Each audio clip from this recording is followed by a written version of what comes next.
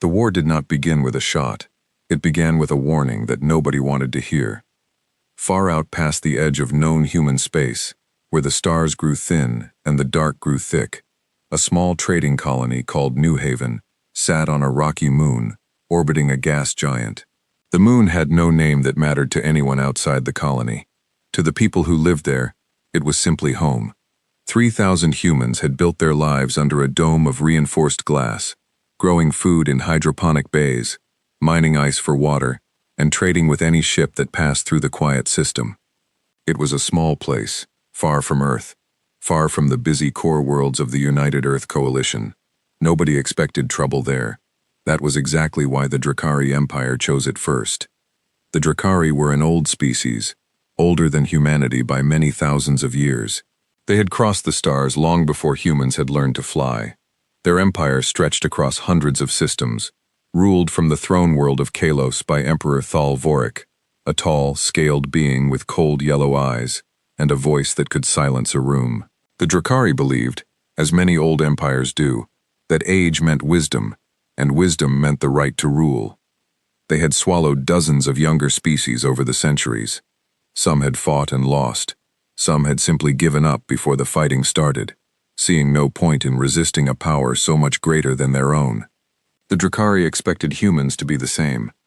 They were wrong, but it would take them a long time to understand how wrong. The first Drakari scout ship arrived at New Haven on a gray morning, if mornings could be called gray on a moon with no real sky. The colony's sensors picked up the ship's arrival, a strange, angular vessel unlike anything in the human catalogs. The colony administrator, a calm woman named Dana Whitfield, sent a simple greeting message, as was custom. There was no answer. Instead, the Drakari ship scanned the colony for 3 hours, circling it slowly, studying every building, every dome, every life sign. Then it left without a word. Dana reported the encounter to the coalition government on Earth. It took 2 weeks for the message to arrive, because New Haven was far from the main communication relays. By the time Earth received the report, the Drakari were already back, and this time they had brought more ships. 5 warships appeared in the New Haven system 3 weeks later. They were larger than anything the colony had ever seen, dark-hulled and bristling with weapons that hummed with strange energy. The colony had no military of its own, only a handful of old defense drones meant to scare off pirates, nothing that could stand against warships built for real war. Dana Whitfield tried to open communications again. This time the Drakari answered. A voice came through the colony's speakers, translated by the ship's systems into rough but understandable English. The voice belonged to a Drakari commander named Braxu Vel, a proud and impatient officer who saw this mission as beneath him. He did not waste time with pleasantries. "This system belongs to the Drakari Empire," the voice said. "You will surrender your colony and its resources. Your people will be relocated to a labor world. Resist, and you will be destroyed. You have 1 hour to comply." Dana Whitfield was not a soldier. She was an administrator, a woman who had spent her life managing supply chains and settling small disputes between neighbors. But she understood, in that moment, that the safety of 3,000 people rested on what she said next. She refused to panic. She sent a message back, calm and steady. "This colony belongs to the United Earth Coalition," she said. "We are not yours to take. I am contacting our government now. I suggest you wait before doing something you cannot take back." The Drakari commander laughed, a harsh, grinding sound that came through the speakers like breaking rock. "Your government is a distant, weak thing. It cannot help you. Comply, or burn." Dana cut the channel and sent an emergency signal to Earth, marked with the highest priority code the coalition had. Then she gathered her people into the colony's deepest shelters and waited, praying that help would come in time. It did not come in time, but it did come. Earth, in the year this story begins, was the capital of a coalition of human worlds that had grown far beyond anyone's expectations. What had started as a single blue planet, cradle of a curious and stubborn species, had become a network of colonies, stretching across nearly 40 star systems. Humans had spread out fast, faster than most alien species thought possible, driven by a restlessness that seemed built into their very bones. They had fought 2 brutal wars among themselves before finally uniting under one government, the United Earth Coalition, and that unity had made them stronger than anyone outside their space realized.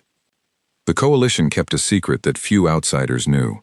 After their internal wars ended, humans had thrown themselves into building a military unlike anything they had needed before. It was not built to fight each other anymore. It was built because deep down, many human leaders believed that one day, someone out among the stars would come looking for a fight, and humanity intended to be ready. For decades, that military had trained, tested, and grown, mostly unseen, mostly unused, waiting. When the emergency signal from New Haven reached Earth, it landed on the desk of Fleet Admiral Marcus Reyes, a broad-shouldered man in his 50s with gray hair and eyes that had seen more combat simulations and real skirmishes than most people saw in 10 lifetimes. Reyes was known for being careful, not reckless. He read the report twice, then called an emergency session with the Coalition's council. At the same time, the Coalition's chief diplomat, Ambassador Sarah Kane, was already preparing to reach out to the Drakari Empire directly. Sarah was a sharp, quiet woman who believed, as most humans did, that war should always be the last choice, not the first. She had spent years building small trade agreements with minor alien species along the border, always looking for peaceful paths. She did not want war with the Drakari, but she also did not believe in staying silent while her people were threatened. Within a day, the Coalition Council had made its decision. A single Coalition warship, the cruiser Vigilant, was already stationed 2 systems away from New Haven, on a routine patrol. It was ordered to move at full speed toward the colony, though everyone in the room knew it would arrive too late to stop whatever happened first. At the same time, Ambassador Kane requested a formal channel to speak with someone in the Drakari government, hoping to prevent things from getting worse before more ships could be sent. It took 3 days for the Drakari to respond to the ambassador's request. When they finally did, it was not the Emperor who answered, but a mid-level counselor named Draxus, a Drakari official who handled what his empire considered minor matters, things not worth the Emperor's time. Draxus appeared on the screen with an expression of thin patience, the look of someone forced to deal with an insect that had learned to speak. "You wish to talk," Draxus said. "Speak quickly. I have important matters after this." Sarah Kane kept her voice steady. "Your warships threatened a civilian colony belonging to the United Earth Coalition. We are asking you to withdraw those ships and open proper talks between our governments. We do not want conflict, but we will not allow our people to be harmed." Draxus tilted his head, the Drakari version of a mocking smile. "Your colony sits in space, the Empire has claimed. It was always going to be taken, sooner or later. This is simply sooner. As for talks, the Drakari Empire does not negotiate with species so young. You have starships and shiny weapons, yes, but you are children playing with tools you do not understand. Withdraw your protest, human, and perhaps we will be generous with your remaining worlds." Sarah felt anger rise in her chest, but she pushed it down, keeping her tone level. This was the moment, she knew, that history would remember, if it remembered anything at all. She chose her next words carefully, wanting there to be no confusion later about what had been said. "I am not here to beg," she said. "I am here to warn you. Humanity has fought wars before, wars far worse than anything you have seen from us so far. We know how to build peace, and we prefer it. But we also know how to fight, and if you push us into it, you will find that we do not fight the way you expect. Withdraw your ships from New Haven. This is your only warning. If you attack that colony, or any human world, there will be no more talking. There will only be war, and it will not end the way you think it will." Draxus laughed, the same grinding sound the commander at New Haven had made, as if it was a trait shared across their entire species. "War? With you? Human. We have crushed empires far greater than your little coalition. Your threats mean nothing here. Go back to your small ships and your small planets. This conversation is over." The channel closed. Sarah Kane sat in silence for a long moment, staring at the blank screen. She had done what she could. Now it was in the hands of the fleet, and the Drakari themselves. Back at New Haven, the hour the Drakari commander had given passed, then a full day, then 2. The colony braced for an attack that did not come immediately, though the warships remained in orbit, sitting like dark predators above the moon, waiting. Braxuvel, the Drakari commander, was under orders to hold position until the Empire's council decided what to do with the human colony, now that the diplomats were involved. He did not like waiting. He found humans, with their strange soft bodies and their stubborn refusal to simply surrender, to be an irritating waste of his time. On the fourth day, word reached Braxuvel that the council had made its decision. The talks had failed. The Empire saw no reason to hold back any longer. New Haven was to be taken, its people relocated or removed, whichever proved more convenient. Braxuvel smiled his sharp-toothed smile and gave the order. The attack began with weapons fire aimed not at the colony's shield generators first, but at its defense drones, wiping them out in seconds. The colony had no real way to fight back. Dana Whitfield watched on her monitors as the drones died one by one, and she gave the order to move everyone deeper into the shelters, praying the shield dome would hold long enough for help to arrive. It was at that exact moment, with the Drakari warships closing in for what they believed would be an easy one-sided assault, that the Coalition cruiser Vigilant dropped out of faster-than-light travel at the edge of the system. The Vigilant was a single ship against 5 Drakari warships. By any normal measure, it should have turned back, or at least waited for reinforcements. Its captain, a stern young officer named Captain Alicia Torres, did not turn back. She had grown up hearing stories of humanity's old wars, of ancestors who had refused to give ground even when the odds were impossible. She looked at the tactical display, saw a colony of 3,000 civilians about to be slaughtered, and made her choice in less than 5 seconds. "Set course for New Haven," she said. "Full power to weapons and shields. We are not letting them take that colony without a fight." The Vigilance crew braced themselves. They all knew the numbers were against them, but they also knew something the Drakari did not yet understand. Human ships, though smaller than most Drakari vessels, were built with technology the Empire had never encountered before. Weapons systems developed in decades of quiet, careful preparation, engines faster and more responsive than anything in the Drakari fleet. The Vigilant tore into the system at a speed that startled the Drakari sensors.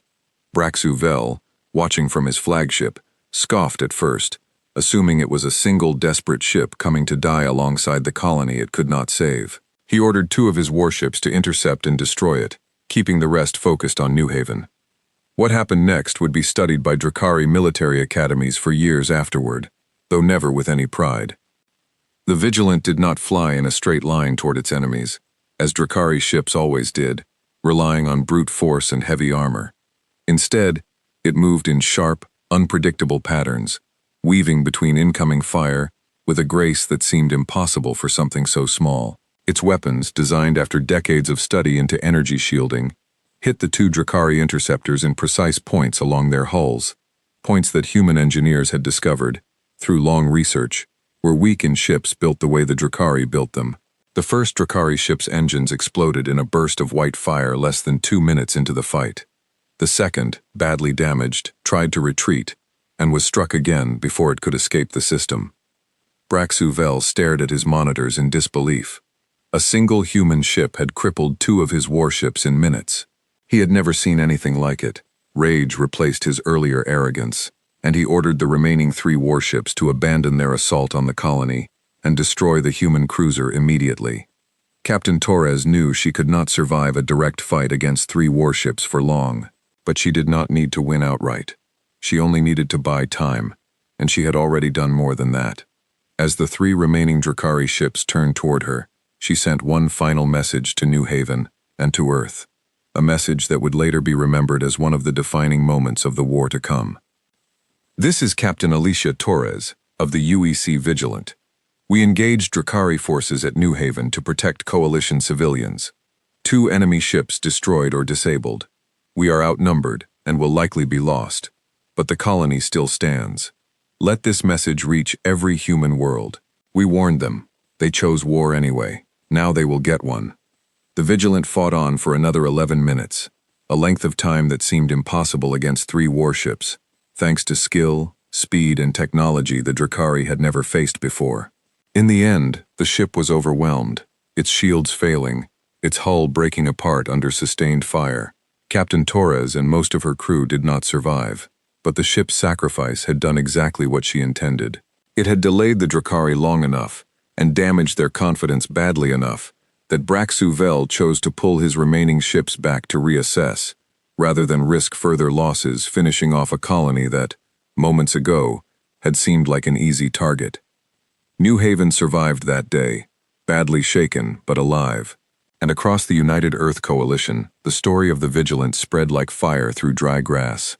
People who had never thought much about the wider galaxy suddenly understood that their peaceful, quiet expansion into the stars had just been challenged by an empire that saw them as nothing more than prey. Anger began to build. So did resolve. Back on the Drakari throne world of Kalos, Emperor Thal Vorik received the reports of the battle with cold interest rather than concern. He listened to Braxuvel's account of the human ship's unexpected speed and firepower, and to Counselor Draxus's account of the failed diplomatic talks. He weighed both pieces of information the way an old and confident ruler weighs the buzzing of an insect he has decided, long ago, does not truly threaten him. One ship destroyed 2 of ours before falling, the Emperor said slowly, turning the fact over in his mind. Interesting. Perhaps these humans are not entirely without skill. But one ship is not a fleet. One battle is not a war. They lost their vessel. We lost 2, easily replaced. The numbers still favor us, as they always have favored the Empire. Draxus, standing before the throne, nodded in agreement, eager to please. Exactly so, my Emperor. The humans made a bold gesture, nothing more. Their coalition is young, small, and scattered across too many worlds to properly defend. If we press forward with strength, they will fold, as every lesser species has folded before us. The Emperor considered this. He had built his long reign on caution mixed with ruthless expansion, careful never to commit the Empire's full strength to any single conflict until victory was assured. But he had also grown used to being right, used to underestimating nothing important, and mistakenly believing that humans, this strange young species with their short lives and their stubborn colonies, could not possibly be anything more than what the reports so far suggested, a minor obstacle, soon to be cleared away. Send word to the border fleets, the Emperor finally said. Increase pressure on human systems, take their outer colonies, show them the cost of resistance. If their coalition wishes to test the Empire's patience further, then let them learn what true war looks like. He did not know, in that moment, that he had just made the single greatest mistake of his very long life. Word of the Emperor's decision spread through the Drakari military command within hours. Fleets stationed near the human border, fleets that had been holding position, watching and waiting, received new orders. They were to advance. They were to strike. They were to remind humanity, once and for all, exactly where it stood in the order of the galaxy. They believed they understood their enemy. They understood nothing at all. Millions of light years away, on Earth, in the quiet halls of the Coalition's military command center, Fleet Admiral Marcus Reyes stood before a massive star map, studying the positions of Drakari fleets as they began to move. Beside him stood Ambassador Sarah Kane, her face tired but calm, and behind them, gathered in careful silence, sat the full council of the United Earth Coalition, waiting to hear what came next. They rejected the warning, Sarah said quietly. They think this ends quickly, in their favor. Marcus Reyes did not answer right away. He looked at the star map, at the slow red lines showing Drakari ships advancing toward human colonies that had spent decades building quiet, hidden strength, exactly for a day like this one. He thought of Captain Torres and the crew of the Vigilant, who had bought time with their lives so the rest of humanity could prepare. Then we stop warning them, he finally said, and we show them instead. He turned to the officers waiting for his orders, and in a voice that did not waver, he gave the command that would set the entire course of human history from that moment forward. Mobilize the fleets, all of them. It's time the galaxy learned who we really are. Far above Earth, in orbit stations and shipyards that had worked in quiet secrecy for decades, engines began to hum to life. Humanity's true strength, hidden for so long behind careful diplomacy and small, unassuming colonies, was about to be unleashed. The Drakari Empire had ignored the warning.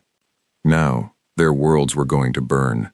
The Drakari border fleets moved fast, faster than the United Earth Coalition expected, driven by an emperor who wanted quick, visible results.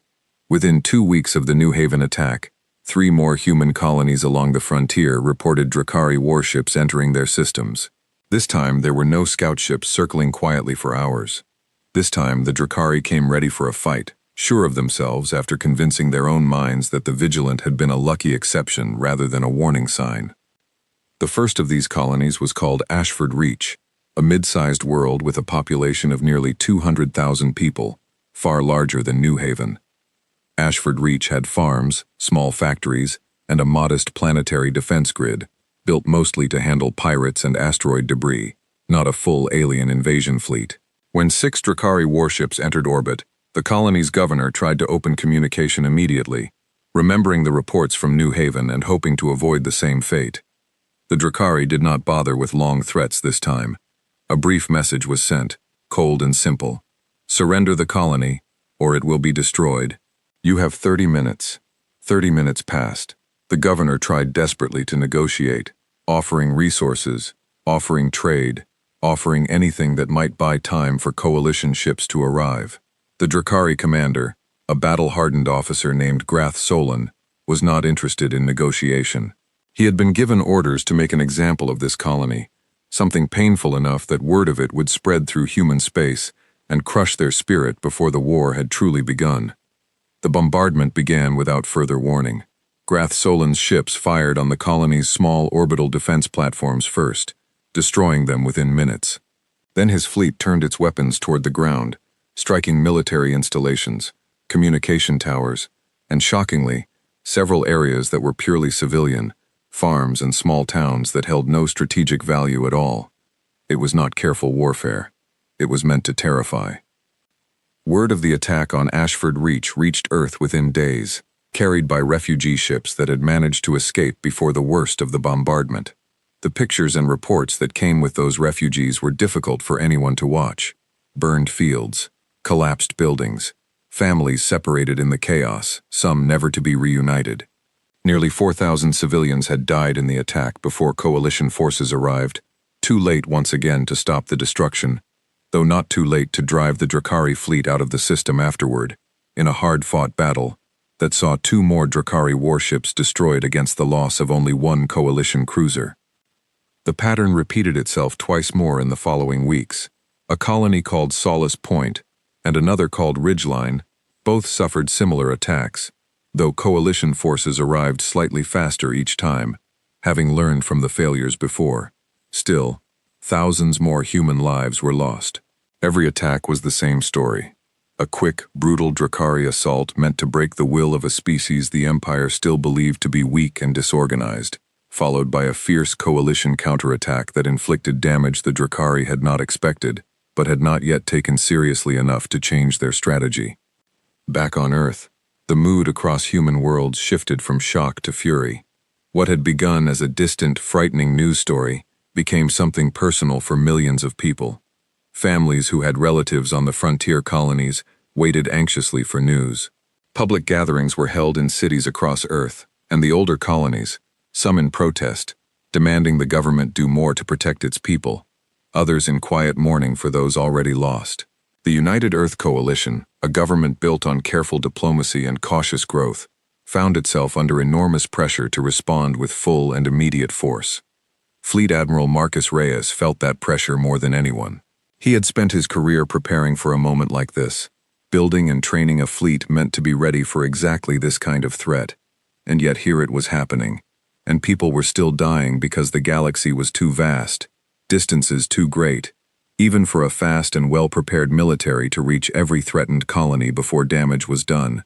He held daily meetings with his senior officers, trying to balance the need for a strong, controlled response against the danger of moving too fast and leaving weaknesses the Drakari could exploit. "We cannot save every colony from a first strike," he told his officers bluntly during one of these meetings, standing before a star map now marked with red circles showing every Drakari attack so far. "That is a painful truth, but it is the truth. What we can do is make sure that every attack costs them far more than they expect, and that our response, when it comes, is overwhelming enough that they never want to try this again. We stop reacting piece by piece. We prepare for a real campaign."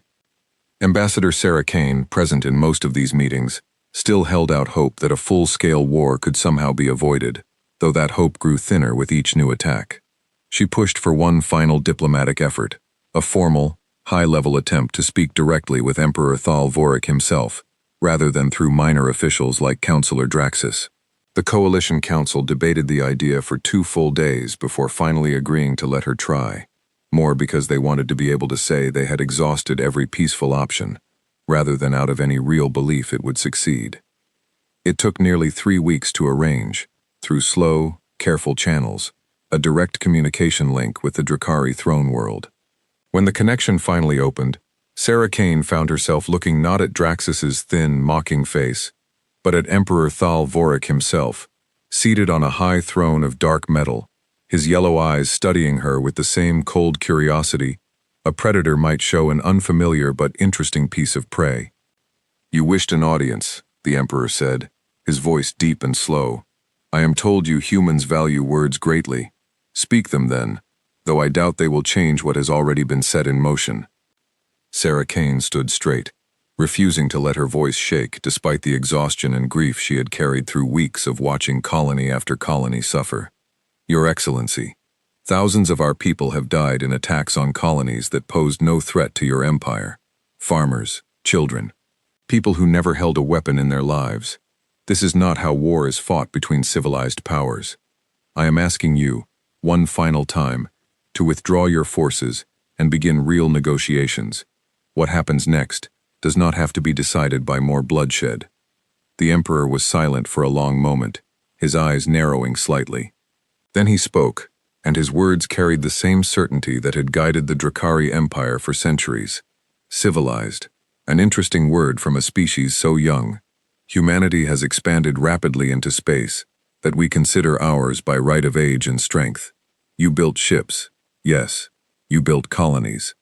You built a coalition of worlds that dared call itself equal to older powers who have crushed empires far greater than your own. This was always going to end in conflict, Ambassador. I did not begin this. Your species' presence began it, the moment you crossed into space that belonged to civilizations older than your entire written history. "That is not how it works," Sarah said, her patience thinning despite her efforts to remain calm. "Space does not belong to whoever arrived first, forever, without limit. We settled empty systems, harmed no one, asked for peaceful trade, wherever we met other species. Your empire chose violence before you even understood who we were." The Emperor's yellow eyes flashed with something close to amusement, though there was nothing kind in it. "Perhaps, but violence, Ambassador, is simply how the strong shape the will of the weak. It has always been so, and it always will be. Your coalition destroyed a handful of my ships. Yes, an unexpected inconvenience, nothing more. My fleets are vast, older, and better prepared for real war than anything your young species has built in a few short centuries. I have seen empires larger and older than yours, brought to their knees within a single season of proper campaigning. I see no reason humanity will prove any different." Sarah Kane felt something cold settle into her chest, a certainty that this conversation would change nothing, that no words she offered would move a ruler so confident in his own superiority.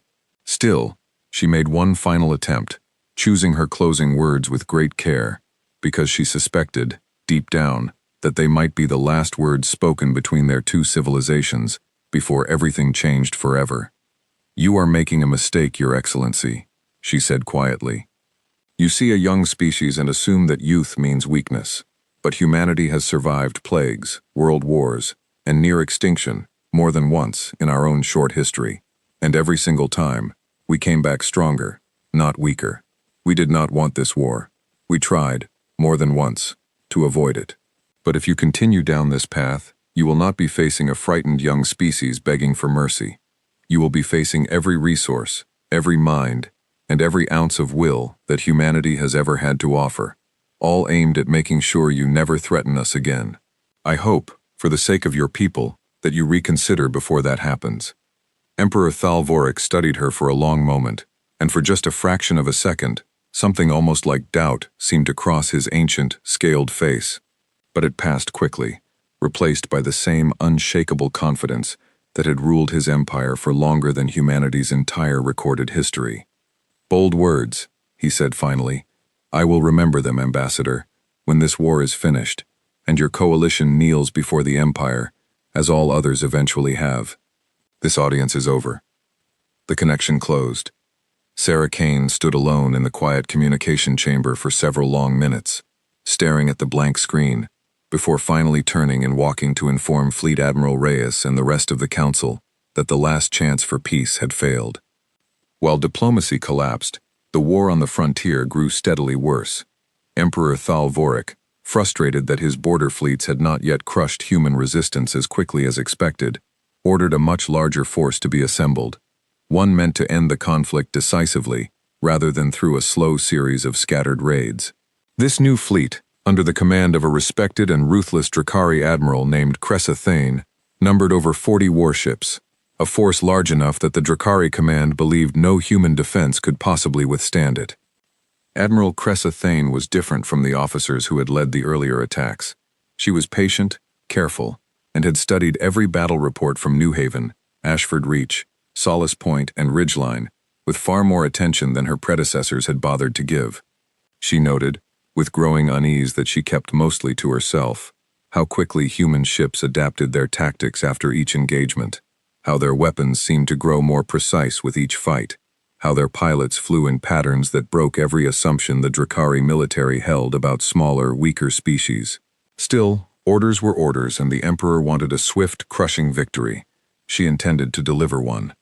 Her target was chosen carefully, a major human world called Meridian, one of the largest and most developed colonies outside of Earth itself, home to nearly 3 million people and a significant portion of the Coalition's shipbuilding industry. Taking Meridian, or destroying its ability to build more ships, would be a devastating blow to humanity's long-term ability to fight the war.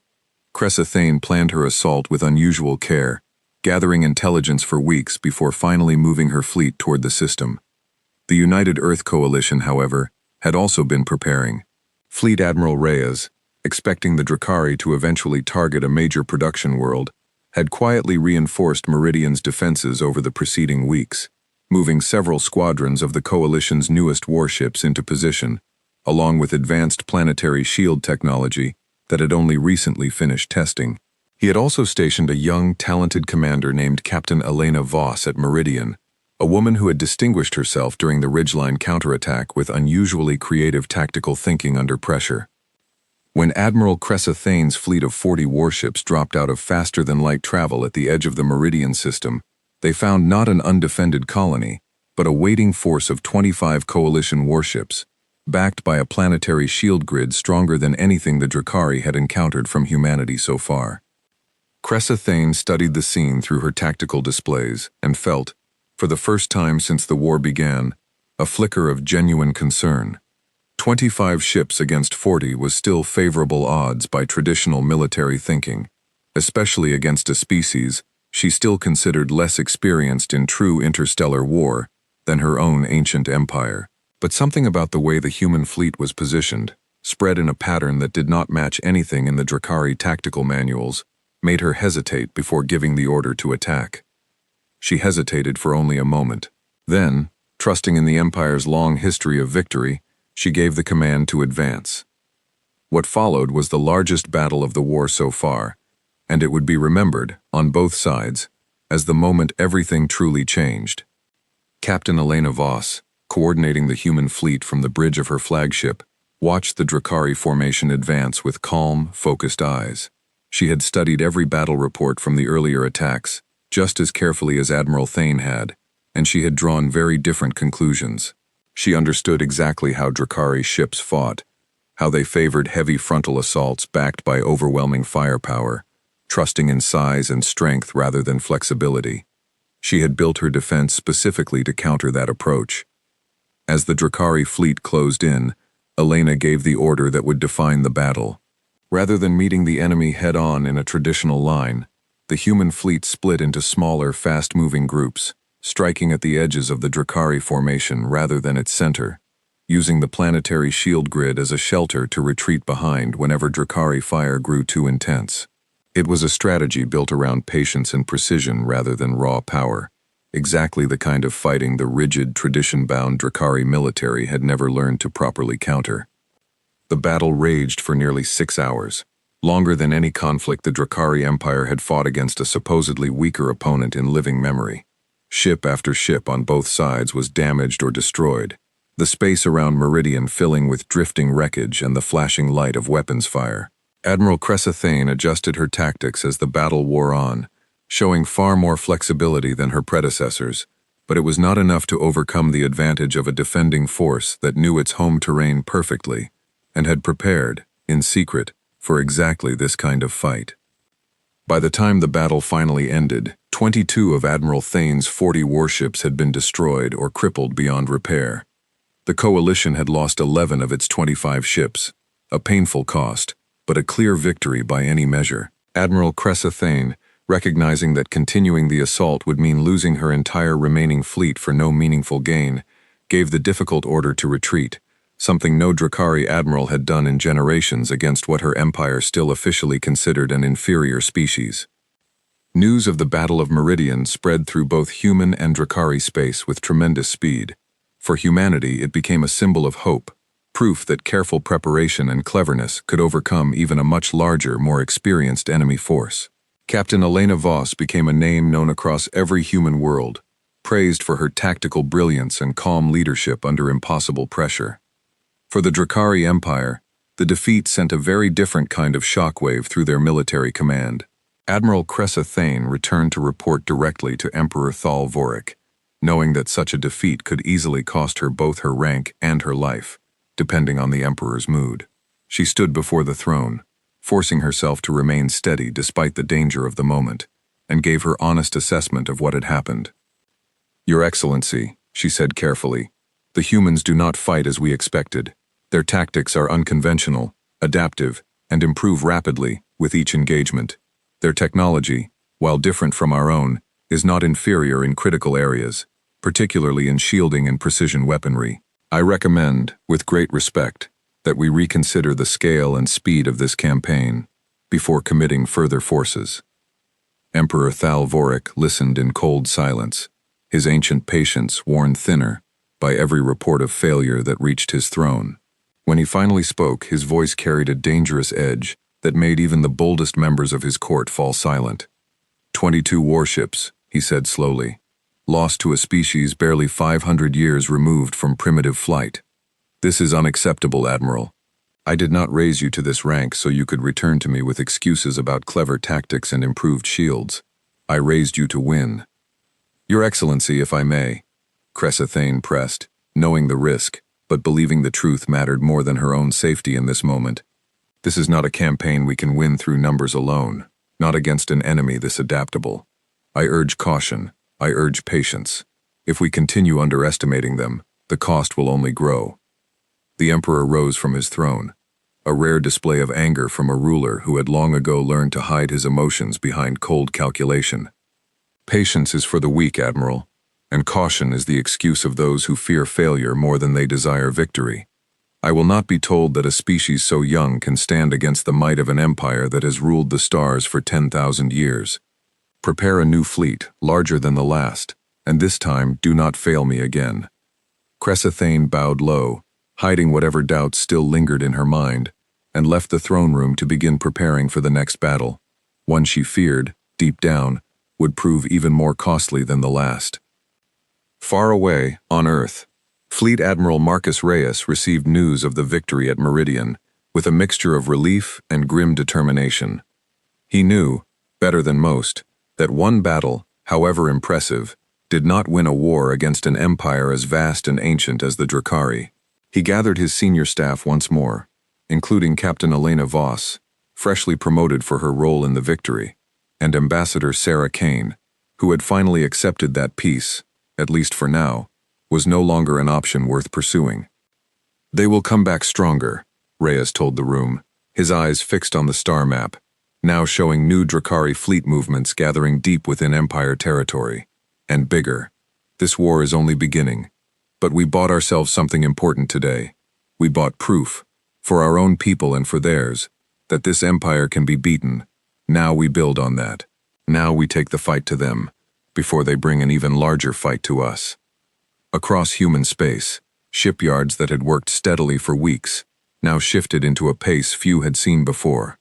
Every available resource poured into building and repairing the fleet that would need to carry the coalition through whatever the Drakari Empire sent next. Recruitment offices across Earth and its colonies filled with volunteers, young men and women who had watched the reports from Ashford Reach, Solace Point, Ridgeline, and now Meridian, and who understood, in a way their grandparents never had to, that the peace they had grown up taking for granted now depended entirely on humanity's ability to fight and to win. The Drakari Empire had struck first, confident that a young species would break beneath the weight of an ancient and powerful civilization. Instead, they had lit a fire that was only beginning to burn. 6 months passed after the Battle of Meridian, and the war that Emperor Thal Vorik had expected to end quickly instead settled into something far longer and bloodier than anyone in the Drakari Empire had imagined possible. During those 6 months, both sides changed in ways that would shape everything that came after. The Drakari Empire, still reeling from its unexpected losses, poured enormous resources into rebuilding its border fleets. Admiral Cressa Thane, given a second chance despite her earlier defeat, worked tirelessly to study human tactics, adapting Drakari ship designs and strategies to counter the flexible, precise style of combat that had cost her so dearly at Meridian. New warships rolled out of Drakari shipyards at a pace not seen in centuries, built larger and more heavily armored, though still following the same basic philosophy of strength through size that had defined Drakari military thinking for thousands of years. On the human side, the change was even more dramatic. What had once been a hidden, carefully prepared military, built quietly over decades in anticipation of exactly this kind of threat, now stepped fully into the light. The United Earth Coalition mobilized its full industrial power, something it had never needed to do before, not even during its own internal wars. Shipyards across Earth, Mars, and a dozen other core colonies worked around the clock. New technologies, some that had been sitting in research labs for years without a clear purpose, suddenly found urgent application. Weapons grew more precise, shields grew stronger, and perhaps most importantly, humanity's military commanders, many of them younger officers who had proven themselves in the desperate early battles of the war, began to develop a style of warfare that the ancient, tradition-bound Drakari Empire simply could not predict. At the center of this transformation stood Fleet Admiral Marcus Reyes, now serving as the supreme commander of all coalition forces, and Captain Elena Voss, whose victory at Meridian had earned her rapid promotion to the rank of Commodore, placing her in charge of an entire strike fleet built specifically for offensive operations deep into contested space. It was Elena Voss who would lead humanity's first true counteroffensive, a mission that would mark the moment the war stopped being something the Drakari Empire did to humanity and became something humanity began doing back. The target chosen for this first major counterattack was a Drakari system called Vasari Outpost, a heavily fortified forward base that served as the main staging ground for Drakari fleets preparing to strike deeper into human territory. Taking or destroying Vasari Outpost would not only remove a serious threat to coalition space, it would send an unmistakable message to the Drakari Empire and to every species watching this war unfold from a cautious distance. Humanity was no longer simply defending its borders. Humanity was ready to fight back. Commodore Elena Voss stood before her strike fleet's assembled captains in the days before the mission, laying out a plan built on everything she and her fellow officers had learned in the brutal months since the war began. Her fleet numbered 35 warships, smaller than the massive force the Drakari kept at Vasari Outpost, but faster, more coordinated, and equipped with the newest weapons and shielding technology the coalition's scientists and engineers had managed to produce. "They will expect us to attack the way they attack," Elena told her officers, standing before a detailed model of the Vasari system. "Heavy frontal assault, brute force against brute force. That is not what we are going to do. We know their ships. We know their formations. We know how their commanders think, because we have studied every single battle this war has given us. We are going to use that knowledge to hit them where they are weakest, and we are going to do it fast, before they can bring their full strength to bear." The plan Elena laid out was intricate, relying on speed, deception, and precise timing, rather than raw firepower. Smaller groups of fast attack ships would strike at the outposts' fuel depots and communication arrays first, creating confusion and cutting off the base's ability to call for reinforcements quickly. Meanwhile, the main strike force would focus its firepower on the outpost shipyards, the true prize of the mission, denying the Drukhari the ability to easily replace losses in this critical sector of the war. The attack began in the deep quiet of the Vasari system, human ships dropping out of faster-than-light travel at carefully calculated points meant to avoid the outpost's early warning sensors for as long as possible. For nearly 6 minutes, the human fleet moved through the system almost entirely undetected, a feat that would have been impossible without months of careful intelligence gathering and technological refinement. By the time Drukhari sensors finally picked up the incoming fleet, it was already too late for an organized defense. Fast attack squadrons struck the outpost's fuel depots first, sending massive explosions rippling across the base's outer structures, followed almost immediately by precision strikes against the communication arrays that would have alerted nearby Drukhari fleets to the attack. Panic spread quickly through the outpost's command staff as they realized, far too late, that the peaceful frontier they had grown comfortable defending was now under serious assault.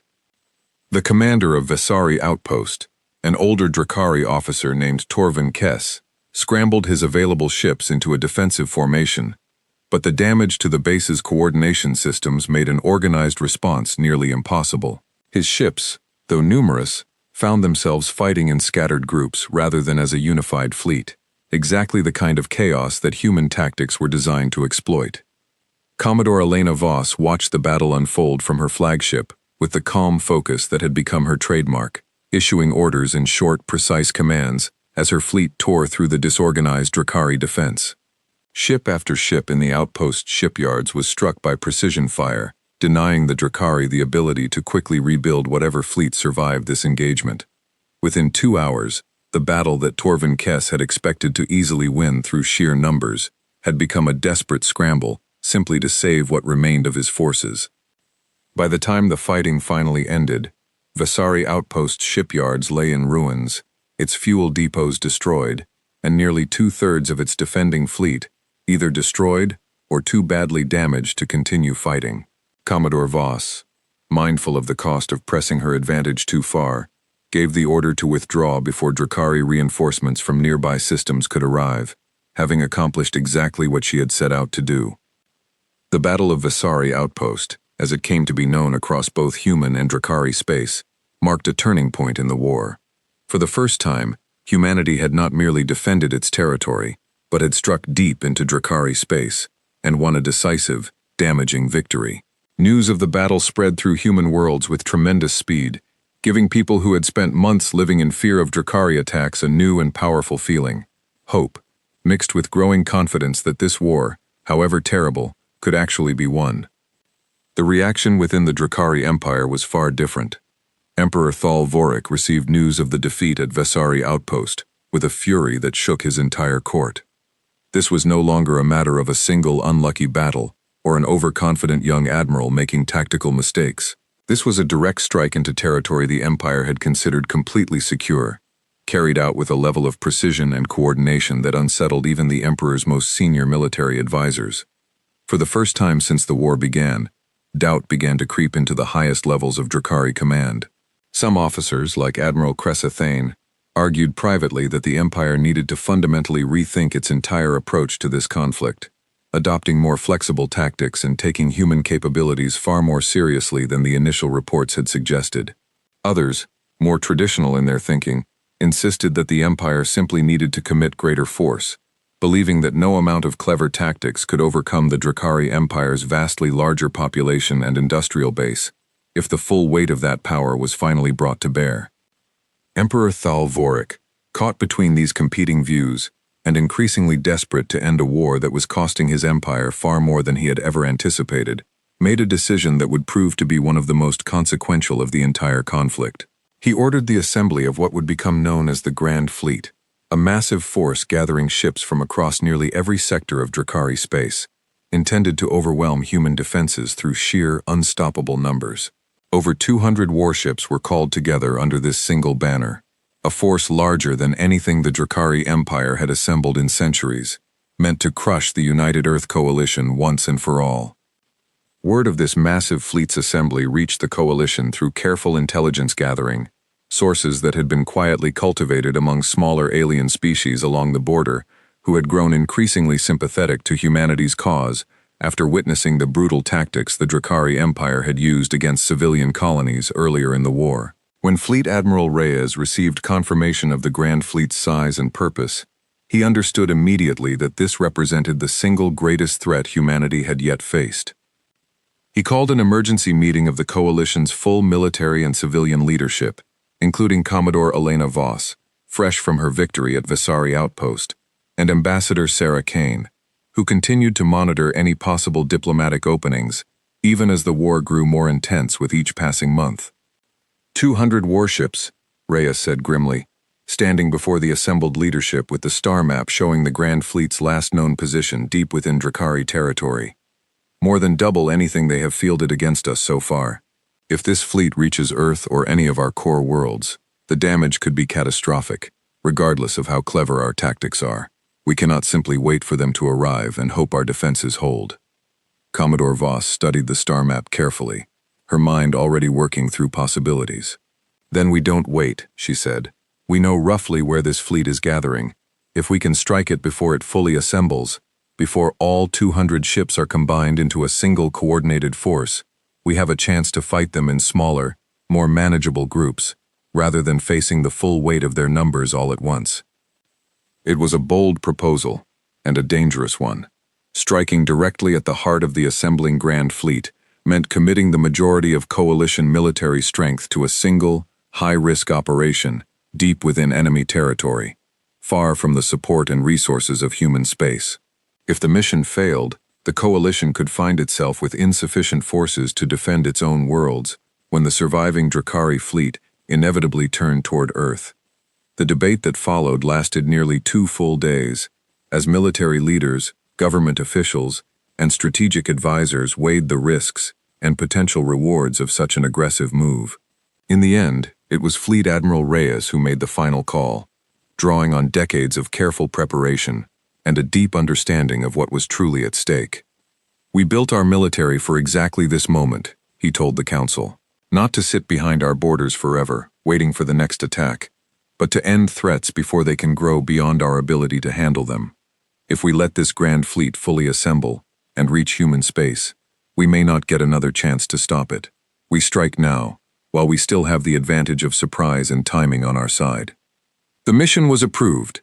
Commodore Elena Voss would lead the strike, commanding the largest fleet humanity had yet assembled for a single operation, 60 warships, drawn from every corner of coalition space, including several newly completed vessels equipped with the very latest weapons and shielding technology that human engineers had developed in the intense months since the war began.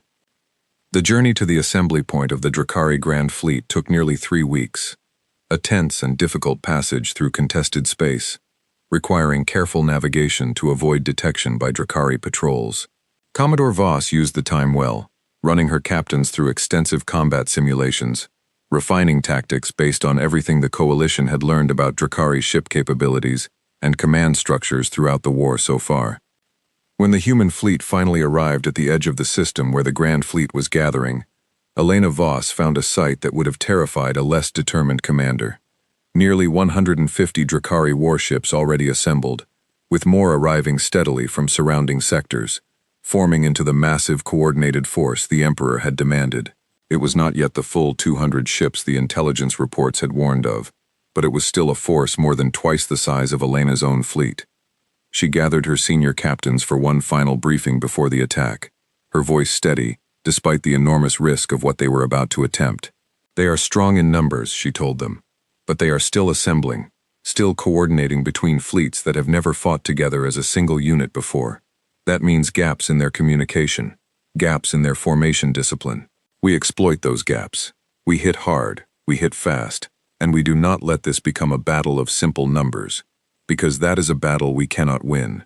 Every ship, every crew, follow your assigned patterns exactly. Our survival depends on precision, not bravery alone. The attack began in the same manner that had proven so successful at Vasari Outpost, careful, quiet approach, followed by a sudden, overwhelming strike aimed at critical weak points, rather than a direct clash of full fleet against full fleet. Human ships targeted the command vessels first, the ships coordinating communication and strategy across the still-forming Drakari force, understanding that disrupting their ability to act as a unified whole was far more valuable than simply destroying individual warships. The strategy worked with devastating effectiveness in the opening minutes of the battle. 3 major Drakari command ships were destroyed or crippled within the first quarter hour, throwing the partially assembled Grand Fleet into confusion, as different squadrons, no longer receiving clear coordinated orders, began reacting independently, some pressing forward aggressively, others pulling back cautiously, creating exactly the kind of disorganized battlefield that favored the smaller, more coordinated human force. Admiral Cressa Thane, present at the assembly point and horrified to see her worst fears about human tactical flexibility playing out in real time, fought desperately to regain control of the situation, broadcasting emergency orders to consolidate the scattered Drakari squadrons into a more defensible formation. Her efforts helped slow the human advance, and the battle, which had begun so favorably for the coalition fleet, settled into a brutal, grinding engagement as more and more of the assembling Grand Fleet joined the fight. For nearly 9 hours, the battle raged across the system, one of the longest and bloodiest engagements of the entire war. Commodore Voss adapted her tactics continuously as the fight evolved, pulling damaged ships back to the edges of the battle to regroup, while fresh squadrons pressed forward to relieve them, a rotation system that kept her fleet fighting at near full effectiveness far longer than traditional Drakari tactics were prepared to handle. Admiral Thane, for her part, showed remarkable skill in slowly restoring order to her scattered forces, managing to inflict serious losses on the human fleet, even as her own ships continued to fall in greater numbers. By the time the battle finally reached its conclusion, both fleets had been devastated. Of the human fleet's 60 warships, 23 had been destroyed, and another 15 badly damaged, a painful cost that would be felt across the coalition for months to come. But the Drakari losses were even more staggering. Of the nearly 150 ships present at the start of the engagement, over 90 had been destroyed or rendered completely unable to fight, a defeat so total that it shattered the Grand Fleet before it had even finished assembling. Admiral Cressa Thane, watching the wreckage of her command drift through the system, made the difficult decision to order a full retreat, gathering what remained of her forces and abandoning the assembly point entirely, rather than risk losing everything in a final, desperate stand. It was a decision that likely saved what remained of the Drakari fleet, but it also meant reporting back to Emperor Thal Vorik that the Grand Fleet, the Empire's answer to months of unexpected defeats, had been broken before it ever reached human space. Commodore Elena Voss, exhausted but resolute, gathered her surviving ships and began the long journey back toward coalition space, carrying with her not just the wreckage of a hard-fought victory, but proof that had spread through every level of human and Drakari command. Humanity was not simply capable of defending itself against the Drakari Empire. Humanity was capable of defeating it, decisively, even when badly outnumbered.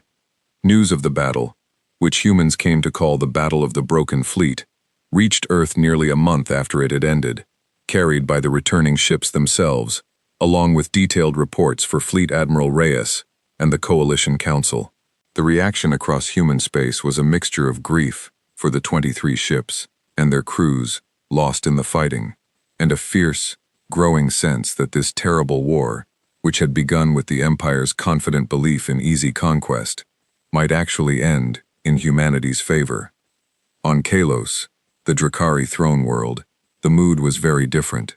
Emperor Thal Vorik summoned Admiral Cressa Thane before his throne once more, and this time, the anger that had followed her previous defeat had curdled into something colder and more dangerous, genuine fear, though the Emperor would never have admitted such a feeling to himself or to anyone in his court. "The Grand Fleet," he said slowly, each word heavy with the weight of an empire's pride being slowly ground down, broken by a force less than half its size.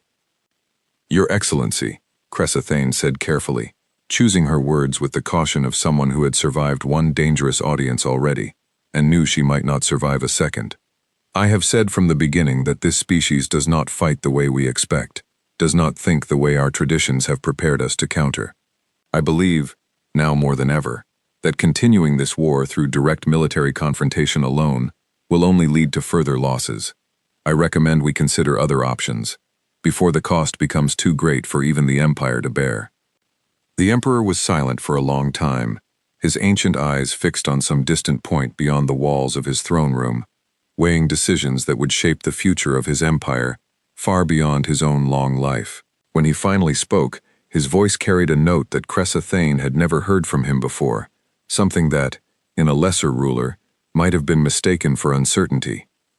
I built this empire's power on the belief that strength always wins, that patience and superior numbers will always overcome any obstacle, given enough time, he said quietly. Perhaps, Admiral, I have been wrong about the nature of this particular obstacle, but an empire cannot show weakness now, not after so much has already been lost. We will not retreat from this war. We will find another way to win it. He turned to his assembled council, and in that moment, made a decision that would set the final, terrible phase of the war into motion, one that would ultimately cost the Drakari Empire far more than even its most pessimistic officers had feared. Prepare the deep strike fleets, he ordered. If we cannot defeat their military in open battle, we will strike directly at their core worlds, at Earth itself if necessary.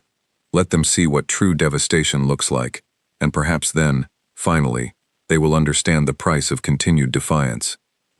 Far across the stars, unaware of the storm that was now gathering, Fleet Admiral Reyes and Commodore Voss began planning humanity's next move, believing, with cautious optimism, that the tide of the war had finally turned in their favor. They did not yet know that the Drakari Empire, wounded and desperate, was about to abandon every rule of careful warfare it had followed for thousands of years, in a final, ruthless gamble that would bring the full horror of this war directly to humanity's doorstep. The Drakari deep strike fleets moved differently from anything the war had seen before. Rather than large, slow-gathering forces meant to overwhelm through sheer numbers, Emperor Thal Vorik ordered smaller, faster groups of warships, each carrying long-range weapons capable of striking targets from far greater distances than the Drakari had used earlier in the conflict. These fleets were given a single, brutal purpose: bypass the heavily defended frontier where humanity had proven so dangerously effective, and strike directly at the core worlds of human civilization, including Earth itself. It was a desperate strategy, born from an empire that had spent thousands of years believing in its own unshakable superiority, only to find that belief tested and broken again and again by a species barely out of its own cradle of stars. Admiral Cressa Thane, though she had voiced her concerns to the Emperor, was given command of the largest of these deep strike fleets, 25 fast warships, tasked with reaching a cluster of core human worlds, known as the Sol Approach, the heavily populated systems surrounding Earth itself. For nearly 2 months, the Coalition's intelligence network, still relying heavily on scattered reports from sympathetic alien traders and border scouts, struggled to track the movement of these new, faster Drakari fleets. The strategy of striking from unexpected angles, avoiding the well-defended frontier systems where humanity's counteroffensives had proven so costly to the Empire, worked exactly as intended. By the time Fleet Admiral Reyes received confirmation that a significant Drakari force had bypassed the frontier entirely and was moving toward the Sol Approach, the fleet was less than 3 weeks from reaching Earth's own system. The news sent a wave of controlled panic through the Coalition's leadership. Earth itself, the birthplace of humanity, home to over 10 billion people, along with the massive orbital shipyards and defense installations that had powered the entire war effort, now stood directly in the path of an enemy fleet, specifically designed to strike hard and fast before adequate defenses could be mobilized.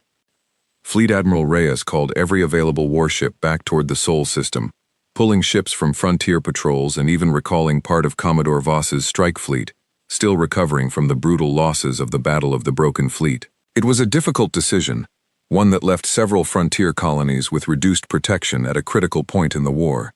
But Reyes understood that losing Earth, or even suffering a devastating attack on the core worlds, would be a blow from which the Coalition might never fully recover, regardless of how many victories had been won on the frontier.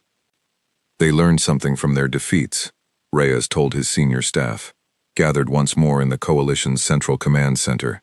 now operating under a state of heightened alert, unlike anything seen since the war's earliest days. They can't beat us in a straight fight anymore, not easily, not without losses they can't sustain forever. So now they're trying to hit us where it hurts most, hoping speed and surprise succeed where raw numbers failed. We cannot let that happen. Commodore Elena Voss, her fleet still bearing the scars of its recent victory, was given command of Earth's primary defense, working alongside the massive planetary shield systems and orbital defense platforms that had been steadily reinforced throughout the war. She spent the following weeks in relentless preparation, coordinating with engineers, scientists, and every available military resource to ensure that whatever the Drakari Deep Strike fleet brought to Earth's doorstep, it would find a defense far stronger than anything the Empire had yet encountered. Admiral Cressa Thane's fleet arrived at the edge of the Sol system on a day that would later be remembered across human history with the same weight once reserved for humanity's darkest and most defining moments. 25 Drakari warships, faster and more heavily armed than any force the Empire had committed to a single strike before, dropped out of faster-than-light travel just beyond the orbit of Earth's outermost planetary defenses. What Cressa Thane found waiting for her was not the vulnerable, undefended core world the Emperor's desperate strategy had hoped to catch by surprise. Instead, she found a defense grid bristling with the very latest human technology, backed by nearly 40 coalition warships positioned with the same careful, adaptive tactical thinking that had cost the Empire so dearly throughout the war.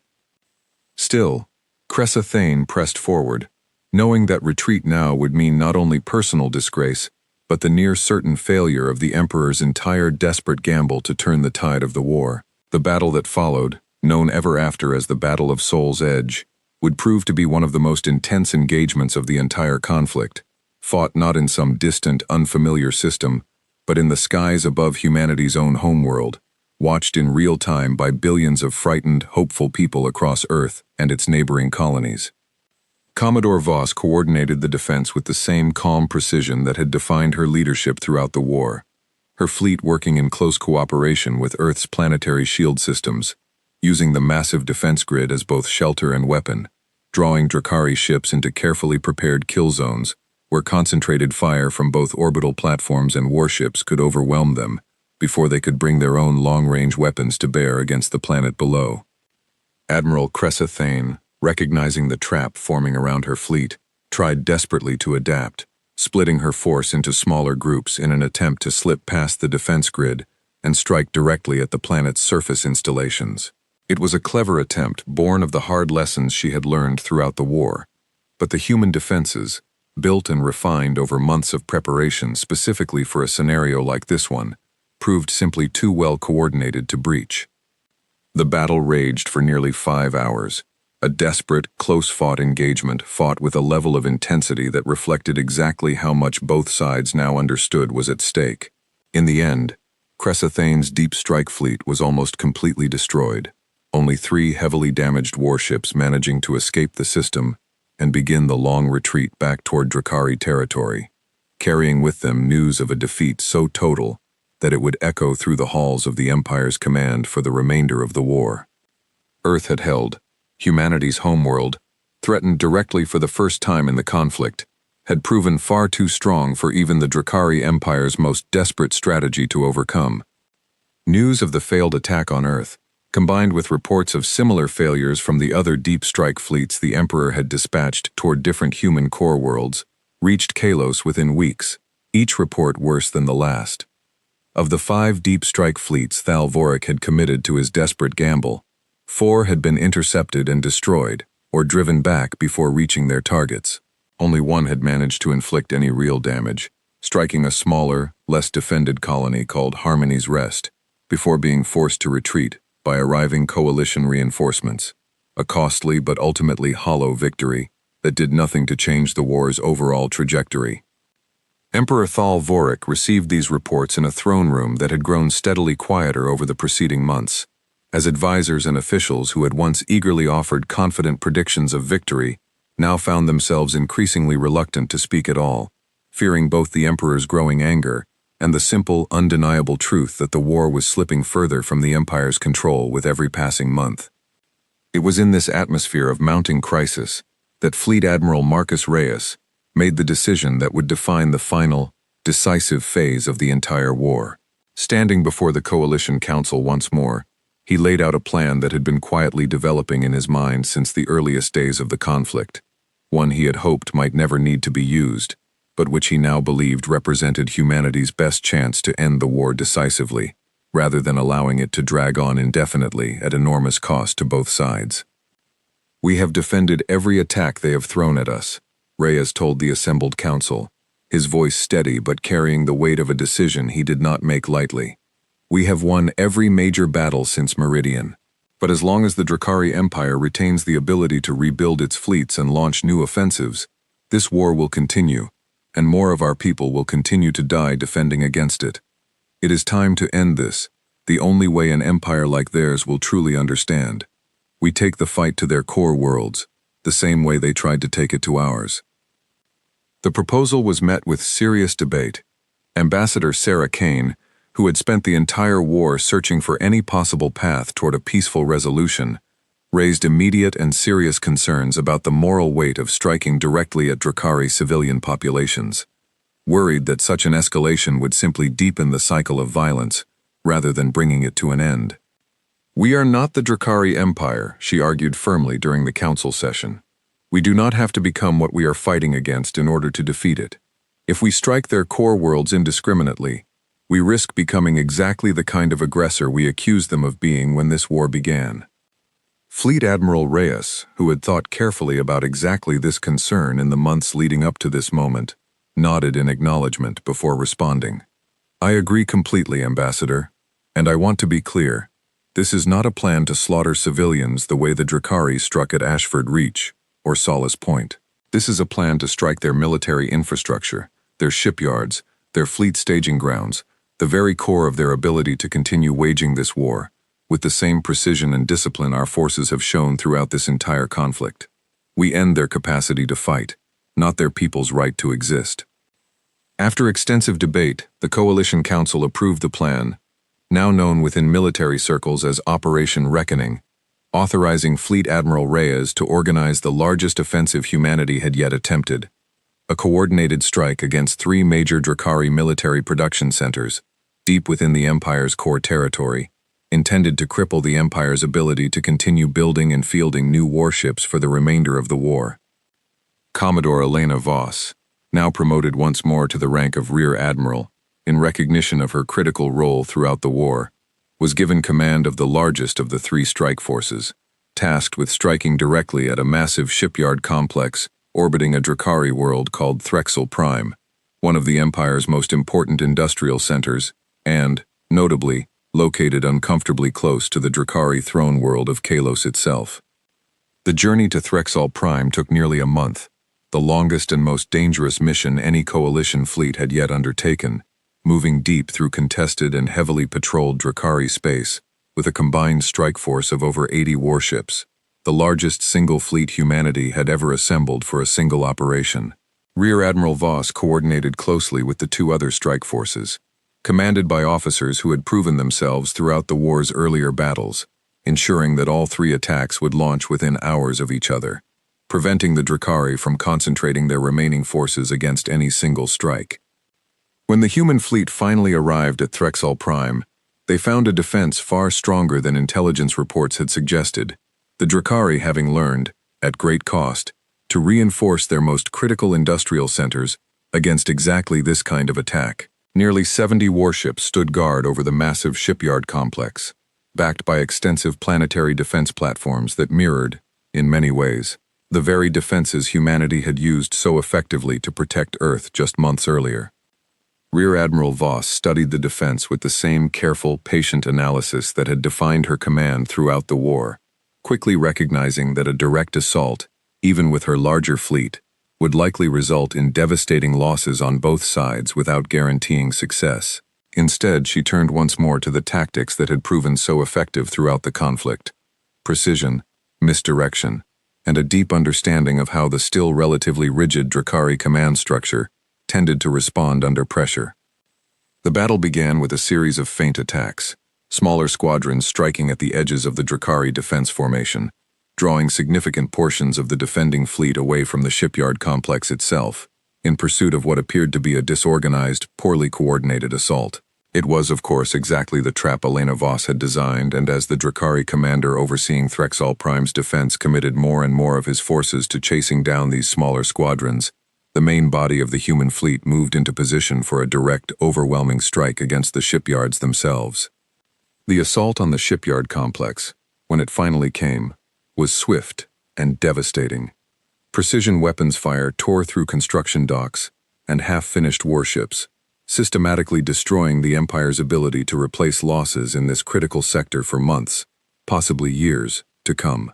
The Drakari defense, caught in disarray after being drawn out by the earlier feint attacks, struggled desperately to regroup and defend the shipyards, but the damage had already been done by the time their scattered forces could return to the fight in any organized way.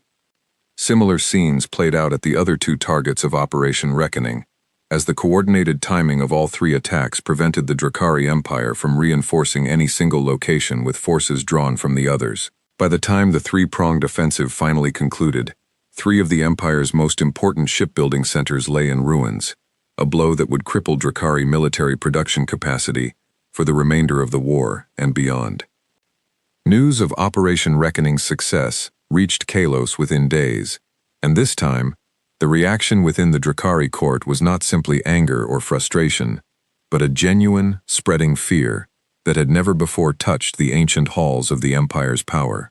For the first time in the Empire's long, proud history, the war had been carried directly to their most important core territories, and their vaunted military, built over thousands of years of conquest and expansion, had proven unable to stop it. Emperor Thal Vorik, standing before his throne room as reports of the devastation at Threxall Prime and the other targeted shipyards continued to arrive, felt something he had not experienced in centuries of rule: the cold, creeping realization that his empire, for all its age and power, might actually be facing a defeat it could not recover from. He summoned Admiral Cressathane once more, along with the remaining members of his senior military command, seeking answers to a question he had never before needed to seriously consider. How does an empire that has always won finally begin to lose? "They have struck at the heart of our military strength," the Emperor said, his voice carrying none of the confident authority it once held. "Our shipyards burn, our fleets grow thinner with every battle, and still, this young species does not break, does not surrender, does not show the fear that every other civilization we have ever faced eventually showed before the might of this empire." Cressathane, standing before the throne with the weary caution of an officer who had watched her warnings prove true again and again throughout the war, chose her words carefully. "Your Excellency, I believe this species does not fight the way we do, because they do not think about war the way we do. To them, this was never simply a matter of territory or resources, though those things matter to them as they matter to us. To them, this became a fight for the survival and dignity of their people, from the very moment we struck their first colony. That kind of resolve, Your Excellency, does not weaken with losses. If anything, in my observation, it only grows stronger." The Emperor was silent for a long moment, weighing the truth of these words against the pride of an empire that had never before needed to seriously consider defeat. Finally he spoke, his voice heavy with the weight of a decision that had been building slowly across months of mounting losses. "Then perhaps," he said quietly, "it is time to consider what this empire has never truly needed to consider before. Peace, on terms other than complete surrender from our enemy." It was a remarkable admission from a ruler who had spent his entire long reign believing that the Drakari Empire's strength made such considerations unnecessary. But even as the words left his throat, Thal Vorik understood, with a clarity that filled him with a strange mixture of dread and grim acceptance, that reaching out for peace now might already be too little, offered far too late to a species that had been warned, threatened, attacked, and nearly broken, only to rise again stronger, with every single blow the Empire had struck against them. Word of the Emperor's shifting mood reached the coalition through the same careful intelligence channels that had tracked Drakari fleet movements throughout the war, carried by cautious diplomatic contacts among smaller species who had grown increasingly willing to share information as humanity's victories accumulated. Ambassador Sarah Kane, upon hearing these reports, felt a fragile hope stir for the first time in many months. a hope that perhaps this terrible, costly war might finally be nearing its end without requiring the complete and utter destruction of the Drakari Empire. She brought this hope before Fleet Admiral Reyes and the Coalition Council, arguing carefully that this moment, with the Empire finally showing signs of genuine willingness to consider peace, represented an opportunity that should not be wasted through continued, unnecessary escalation. But not everyone within the coalition shared her cautious optimism. Many within the military, and indeed many ordinary citizens across human worlds who had lost friends, family, and loved ones throughout the brutal months of the war, argued that the Drakari Empire had shown its true nature clearly enough, through the massacres at Ashford Reach and Solace Point, through the desperate near-catastrophic strike aimed directly at Earth itself, and that any peace offered now, before the Empire had been forced to truly understand the consequences of the suffering it had inflicted, would be nothing more than a temporary pause before the same aggression returned, once the Empire had rebuilt its strength. Fleet Admiral Reyes found himself caught between these two positions, understanding the weight and validity of both arguments in a way that reflected the impossible complexity of the decision now facing humanity's leadership. He called for one final council session, gathering not just military leaders but representatives from across the coalition's many worlds, including survivors from the very colonies that had suffered the war's earliest and most brutal attacks, wanting to ensure that whatever decision was made, it truly reflected the will and the values of the people it would affect most deeply. It was in this session, filled with grief, anger, cautious hope, and the accumulated weight of a war that had cost humanity dearly, even in victory, that the coalition would finally decide how this terrible conflict, born from a single ignored warning so many months before, would ultimately come to its end. The council session that would decide humanity's final path in the war against the Drakari Empire lasted nearly 3 full days, longer than any single gathering in the history of the United Earth Coalition. Representatives came from every corner of human space, from the crowded cities of Earth to the frontier colonies that had suffered the war's earliest and cruelest attacks. Survivors from Ashford Reach and Solace Point spoke of the families they had lost. Officers who had fought at Meridian, Vesari Outpost, and the Battle of the Broken Fleet spoke of the terrible cost already paid to bring the coalition this far. And through it all, Ambassador Sarah Kane continued to argue, patiently and persistently, that a war ended through mercy rather than total destruction would leave a stronger foundation for whatever peace followed. In the end, it was not a single voice that decided the coalition's course, but a careful balance struck between the demands of justice and the wisdom of restraint. Fleet Admiral Marcus Reyes, standing before the full council on the final day of deliberation, laid out the path forward that the coalition would ultimately choose to follow. "We will not stop fighting simply because the Emperor has begun to feel fear," Reyes said, his voice carrying across the chamber with quiet, unshakable authority. "Fear alone does not guarantee peace. It only guarantees hesitation, until the moment that fear fades and old ambitions return. But we will also not become an empire that conquers for its own sake, that destroys entire worlds simply because we now have the strength to do so. We will finish what this war requires, the complete destruction of the Drakari Empire's ability to ever again threaten human worlds. And when that is accomplished, when they can no longer choose war even if they wish to, we will offer them the same chance for peace that we always offered, from the very beginning of this terrible conflict." The council approved this path by an overwhelming vote, authorizing what would become the final and most decisive campaign of the entire war, a full offensive aimed not at conquering Drakari territory, but at systematically destroying the military infrastructure that had allowed the Empire to wage war against humanity in the first place, striking at every remaining shipyard, every fleet staging ground, every military production center the Coalition's intelligence network had identified across Drakari space. Rear Admiral Elena Voss was given overall command of this final campaign, now leading a combined fleet of over 150 warships, the largest and most powerful force humanity had ever assembled, built from months of relentless industrial effort across every human world.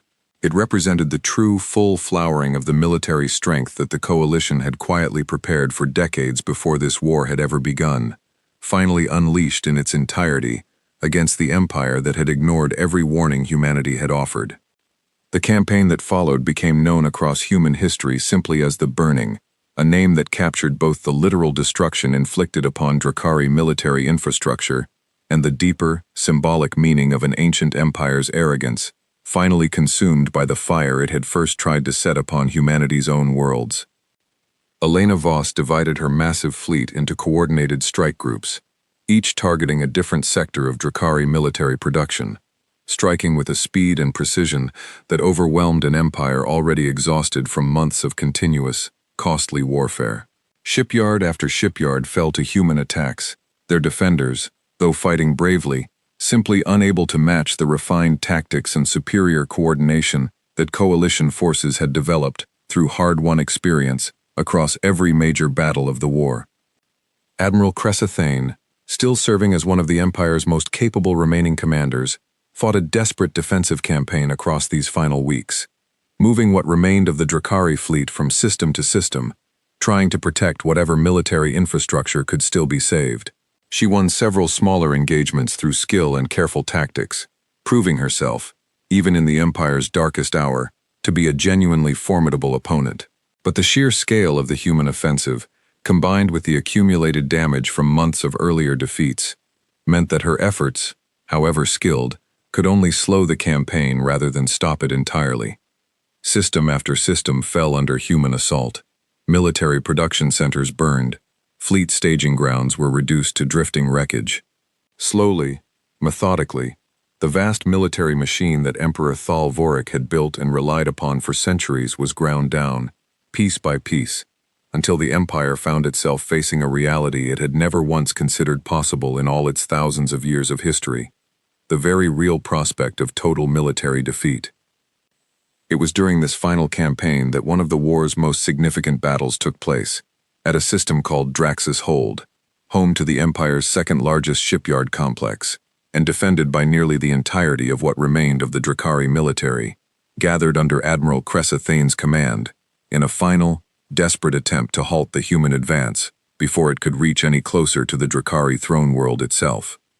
Nearly 90 Drakari warships, the largest force the Empire had assembled since the destruction of the original Grand Fleet, waited at Drax's Hold when Rear Admiral Voss's main strike force, numbering just over 100 ships, arrived to begin what both sides understood would likely be the decisive battle of the entire war. The battle that followed lasted nearly 2 full days, the longest continuous engagement of the conflict, fought with a ferocity that reflected everything both sides had learned, and everything both sides now stood to lose. Admiral Thane fought with everything her skill and experience could offer, using the system's asteroid fields and the shipyard's own defense platforms to create a defensive position far stronger than open space combat would have allowed. For long hours, the outcome remained genuinely uncertain, human losses mounting steadily against a defense that refused to simply collapse under pressure. But in the end, the accumulated advantages that had carried humanity through the entire war, superior coordination, adaptable tactics, and technology refined through months of brutal, costly experience, proved decisive once again. As the second day of fighting drew to its close, the Drakari defense at Drax's Hold finally broke, Admiral Thane ordering what remained of her fleet, now reduced to barely a dozen functional warships, to withdraw rather than face complete annihilation. The shipyard complex at Drax's Hold, the last major military production center remaining under Drakari control, fell into human hands, effectively ending the Empire's ability to continue building new warships for the war. With its military production shattered and its remaining fleet reduced to a fraction of its former strength, the Drakari Empire found itself, for the first time in its long history, essentially defenseless before an enemy it had once dismissed as too young, too small, and too weak to ever pose a genuine threat. News of the fall of Drax's Hold reached Kalos within days, carried by Admiral Cressathane herself, who insisted on delivering the report to the Emperor in person, understanding that this moment represented the true end of the Empire's ability to wage war, regardless of what decision the throne ultimately made next. Emperor Thal Vorik received the news in a throne room that had grown almost entirely silent over the preceding months, most of his once confident advisors now too afraid, or too aware of the Empire's shattered fortunes, to offer any further guidance. He listened to Cressathane's report in complete stillness, And when she finished, he sat for a long time without speaking, an ancient ruler confronting, perhaps for the first time in his impossibly long life, the true weight of a mistake that could not be undone through further force or further pride. "They warned us," he finally said, his voice quiet in a way that startled everyone present in the throne room. "From the very beginning, Ambassador Kane warned us. She said humanity did not want this war, but that they knew how to fight one if it was forced upon them." I dismissed those words as the empty bravado of a young and inexperienced species. "I was wrong, Admiral. I was completely and utterly wrong, and my pride has cost this empire more than I ever imagined possible." Cressa Thane, standing before the throne with none of the fear that had once accompanied such audiences, chose her words with careful honesty.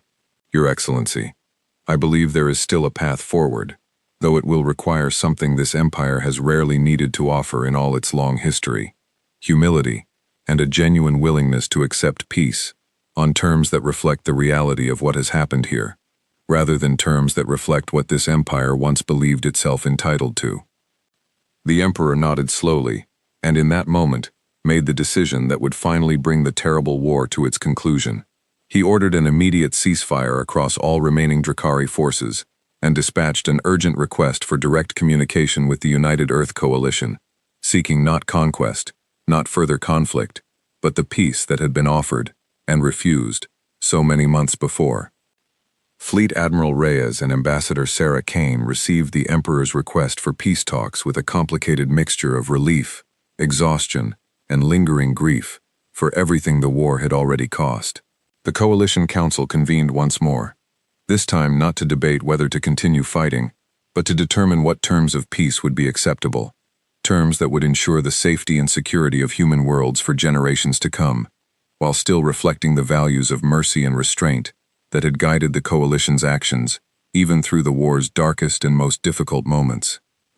Ambassador Kane herself was chosen to lead the peace delegation, a decision that carried deep symbolic weight, given that she was the same voice who had first warned the Drakari Empire of the consequences it now faced, and the same voice who had never stopped seeking a path toward peace, even when that path seemed hopelessly lost beneath the weight of ongoing violence. The peace talks took place aboard a neutral space station near the border between human and Drakari territory, a location chosen carefully to represent the meeting of two civilizations who had fought a terrible war, but who might yet find a way to build something better from its ashes. Emperor Thal Vorik himself traveled to attend the talks in person, an unprecedented decision for a ruler who had rarely left the safety of his throne world in all his centuries of rule, but one that reflected the genuine gravity with which he now approached this final, crucial negotiation. Sarah Kane stood before the Emperor once more, in circumstances entirely different from their earlier, tense conversations during the war's opening months. This time, there was no mockery in the Emperor's ancient yellow eyes, no dismissive confidence in the superiority of his empire. There was only the tired, careful respect of a ruler who had finally learned, at enormous cost to his people, the true price of underestimating an enemy. "You warned me," the Emperor said simply, as the formal talks began. "I did not listen.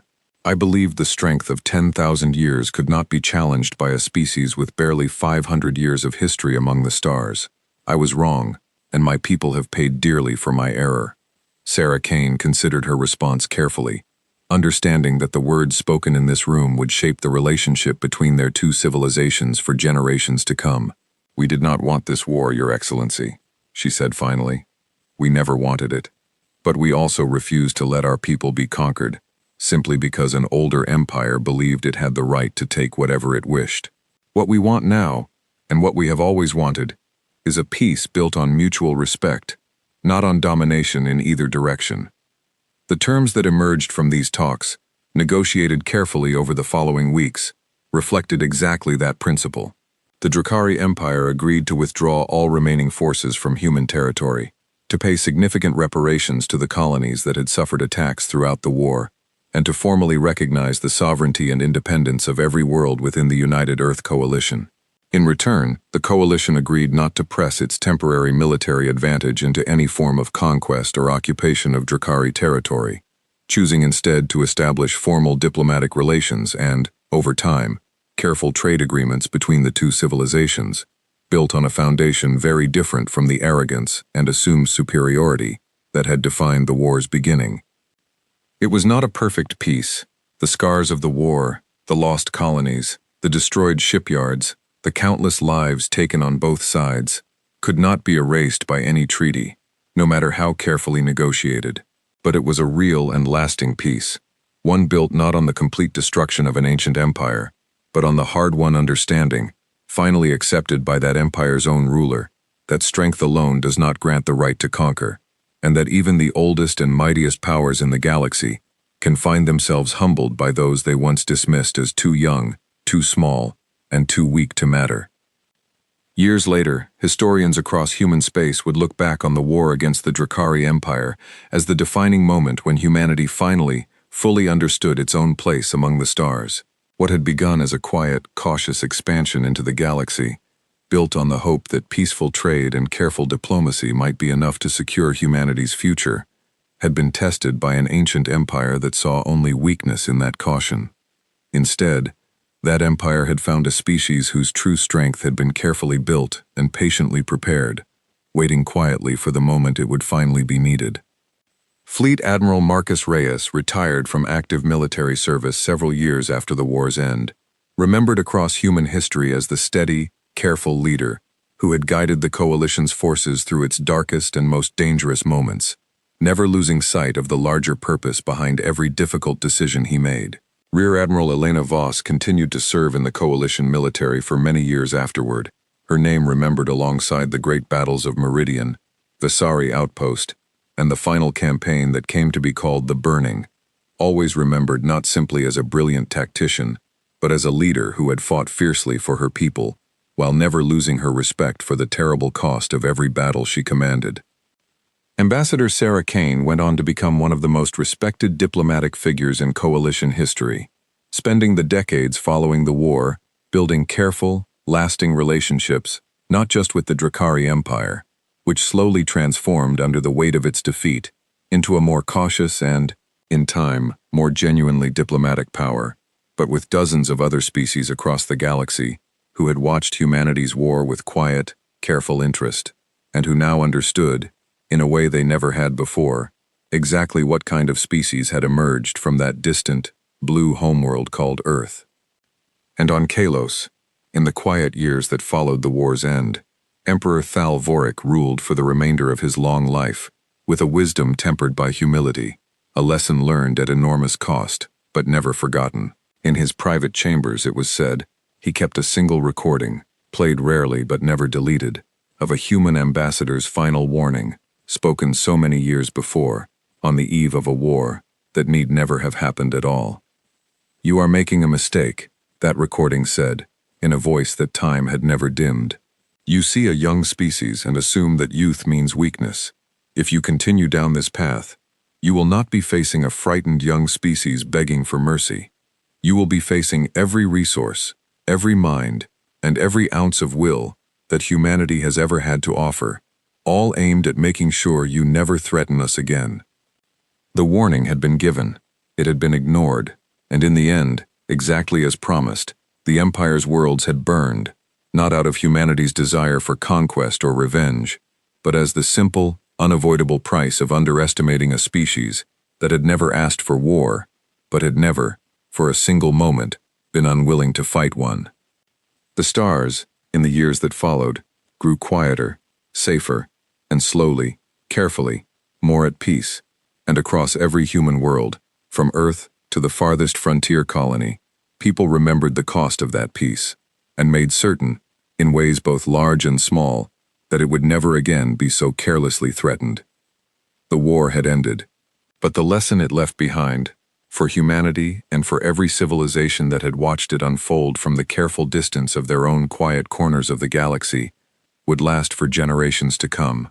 Never mistake a warning for weakness, and never assume that the young cannot, when truly pushed, become exactly as fierce and unyielding as the very oldest empires among the stars.